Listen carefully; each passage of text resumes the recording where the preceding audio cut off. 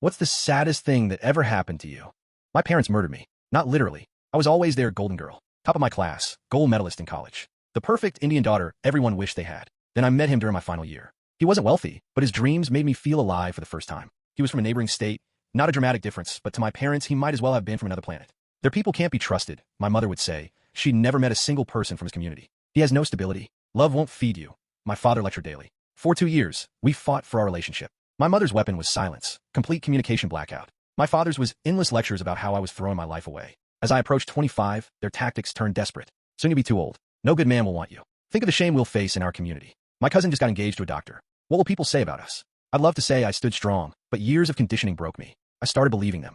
Maybe they were right. Maybe I was being selfish. The night I ended things with him, he didn't argue. He just looked at me with those eyes that always saw through me and said, "You're making this choice because you think it will make you happy someday. I hope you're right." I wasn't right. One rainy day shortly after, I was driving home from work when I stopped at a traffic light. I noticed a family huddled under a tattered sheet on the pavement. They had nothing, no car, no fancy clothes, and no degrees. Yet they were laughing. The father making silly faces at his children. The mother leaning against his shoulder, smiling despite being soaked. From my luxury car with heated leather seats, I realized they had something I'd just thrown away.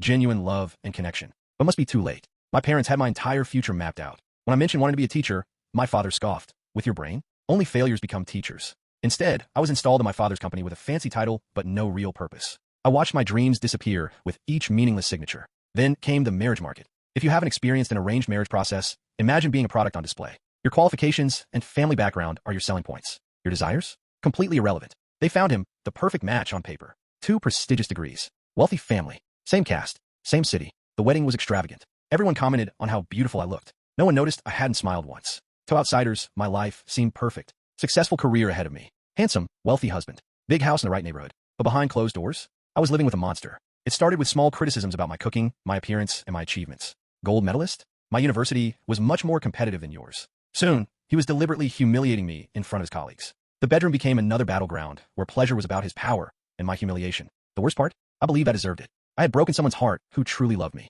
This was my punishment. For 2 years, I lived this nightmare while smiling in every family photo. I became an expert at hiding the bruises that no one could see, the ones that mark your soul. After countless sleepless nights, I finally filed for divorce. The process was brutal. Relatives calling to tell me I was making a terrible mistake. My mother refused to speak to me for months. Only my brother and, surprisingly, my father stood by me. For 4 years, I've lived alone, finally teaching at a small school where I make less money but wake up without dread. Last week, my phone rang, a number I still know by heart. "I bought you a birthday card every year since we broke up," he said after telling me about his life. 8 years worth. My wife found them before she died. She asked who they were for. I told her about the only woman I never stopped loving. 8 birthdays. 8 cards. My parents murdered who I could have been.